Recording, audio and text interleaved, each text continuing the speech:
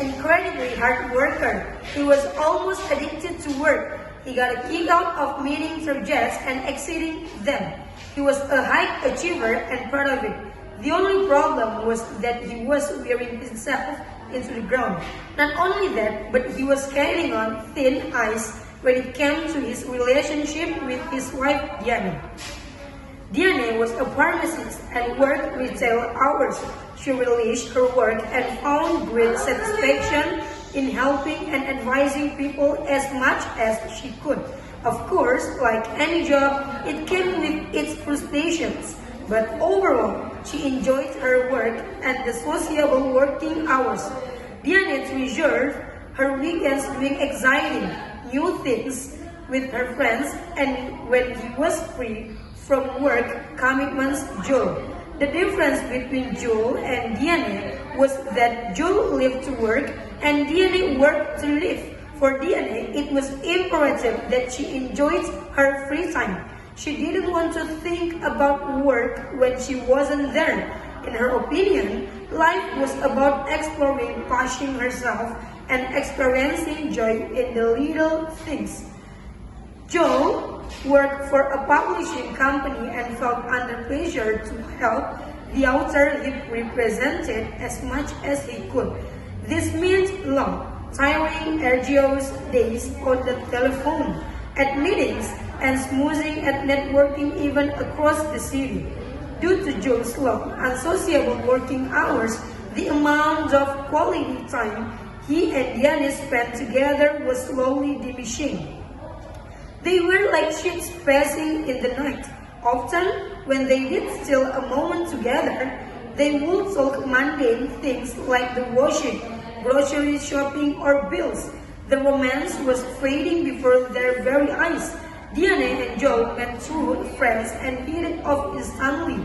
They shared similar hobbies and interests, and most importantly, they had the same sarcastic, dry sense of humor. They met each other whole with their laughter. That laughter had disappeared in recent months as work had consumed Joel's life. Diane had tried to speak to him about it, but he didn't see a problem. He wanted to succeed in his role so they could have the finer things in life. But Diane wasn't interested in that. Diane wanted to earn enough money to do fun things and spend quality time with the people she loved. She didn't care about showing off or keeping up with the Jones. Diane was beginning to wonder whether Joel cared more about his role at the publishing house than he did as her husband. Diane felt as though she was fading into background. She had become invisible. She missed their raucous laughter, the way he made time for her, and the little things they did together. Joel was spending time with Diane too. He was so preoccupied that he didn't realize how much he was away from home. He adored his work and felt like he was making a difference. But at what cost? Diane discussed her concern with her friends one Friday evening over curry and beers in the local pub. Her friends were an eclectic group of inspiring people she'd met over the years, and although they were all incredibly different, they got on like a house on fire. They gave her a wide range of opinions and advice. In the end, she knew she just had to follow her gut instinct, and that was to tell the truth, no matter how confrontational. It was the right thing to do. The next day, when Joel had a rare day off, she made breakfast and eloquently told him how she felt he neglecting their relationship, but more importantly himself. He had always said that he would never get wrapped up in work and that he would be able to separate his life from his job.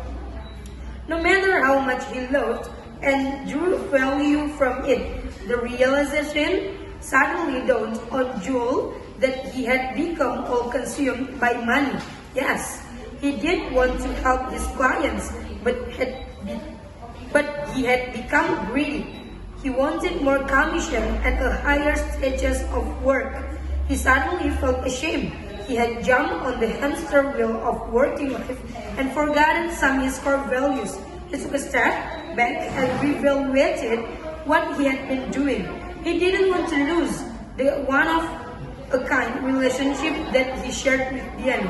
He concluded that he could still be a hard worker, but that didn't have to jeopardize the good things in his life.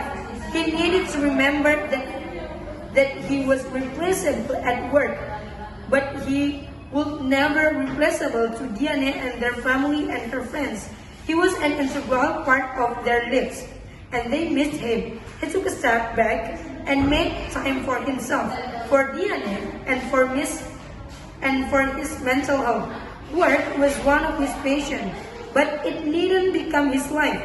His life was his friends, family, and Diana, and he realized it was high time he made them his priority again.